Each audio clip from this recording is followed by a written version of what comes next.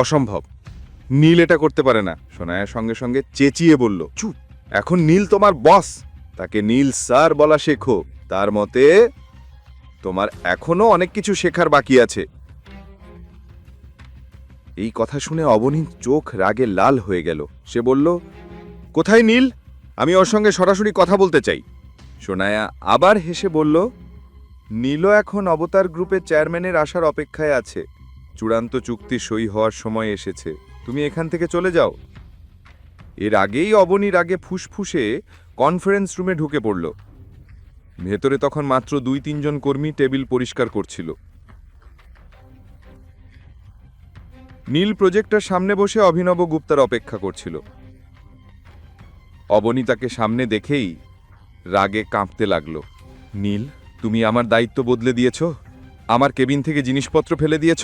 নীল ঠান্ডা গলায় বলল, হ্যাঁ, এখন আমি তোমার বস, আমি যা চাইবো তাই হবে। আমি আমার কেবিন ছেড়ে কোথাও যাচ্ছি না। আমি তোমার আগে থেকেই এই কোম্পানিতে কাজ করছি। আমি তোমার আন্ডারে কখনো কাজ করব না। কথা বলতে বলতে হঠাৎ অবনীর চোখ পড়ল টেবিলের কোণে রাখা একটা ডিজাইনের দিকে। ওই ডিজাইনটা দেখেই অবনীর পা যেন স্থির হয়ে গেল। কিন্তু তার আগেই যখন সে টেবিলের দিকে আগতে যাচ্ছিল, নীল তার সামনে এসে দাঁড়িয়ে পড়ল। এখান থেকে বেরিয়ে যাও, সামনে থেকে সরে দাঁড়াও। এই কথা বলেই অবনীর রাগে নীলকে ধাক্কা দিয়ে দিল। নীল সঙ্গে সঙ্গেই টেবিলের অপর পাশে গিয়ে পড়ল। তার সামনে থেকে সরে যেতেই অবনীর টেবিলের ওপর রাখা ডিজাইনটা দেখতে পেল, আর সেটা দেখে তার পায়ের তলা থেকে মাটি সরে গেল। অবনীর সামনে তার নিজের বানানো ডিজাইনটাই ছিল, যার উপর অবতার কোম্পানির সিল মারা ছিল, কিন্তু তার নিজের সইয়ের জায়গায় নীলের নাম লেখা ছিল। এটা দেখে অবনী চোখের জল আটকাতে পারল না। অবনীর সঙ্গে সঙ্গেই ডিজাইনটা হাতে নিয়ে ওখান থেকে বেরোতে যাচ্ছিল, কিন্তু ঠিক সেই সময় নীল উঠে দরজাটা বন্ধ করে দিল। সামনে থেকে সরে যাও, আমি ভাবতেও পারিনি তুমি এত নিচে নামবে। তুমি আমার ডিজাইন কপি করেছ? তোমার সাহস কি করে হলো? আমি এখনই দাদিসার কাছে যাচ্ছি, কোনো লাভ নেই, নীল বলল ঠান্ডা গলায়। দাদিসা সব জানেন, তাই আমি তোমাকে ফোন করেছি। কিছু করার আগে ভালো করে ভেবে নিও, কারণ এর পরিণাম খুব খারাপ হবে। নীলের এই হুমকি শুনে অবনীর গলা শুকিয়ে গেল।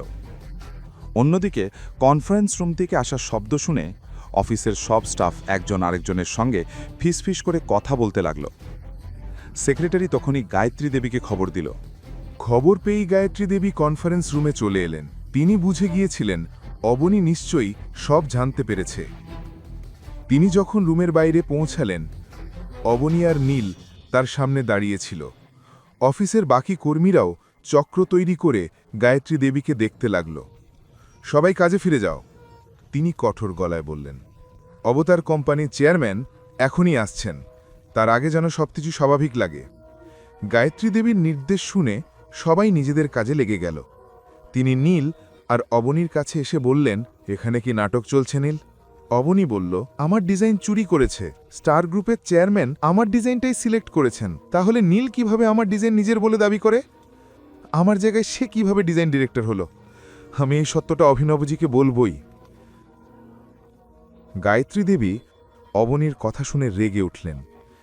তিনি অবনীর হাত জোরে চেপে ধরে অফিসের বাইরে টেনে নিয়ে গেলেন। নীল আর সানায়া অবনীর এই অবস্থা দেখে মজা পেতে লাগল।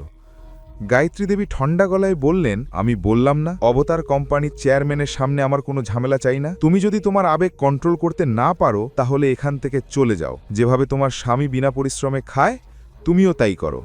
তোমার ডিজাইনের বদলে তোমাকে বেতন আর বোনাস বিনা কাজে দিয়ে দেব, কিন্তু তুমি আমার কোম্পানির মুখ নও। চলে যাও এখান থেকে। এই কথা বলেই গায়ত্রী দেবী জোরে অবনীকে ধাক্কা দিলেন। অবনী ভারসাম্য হারিয়ে মাটিতে পড়ে যাচ্ছিল। অফিসের সবাই এই দৃশ্যটা দেখছিল। নীল আর সানায়া এমন হাসছিল যেন লটারিতে জিতেছে।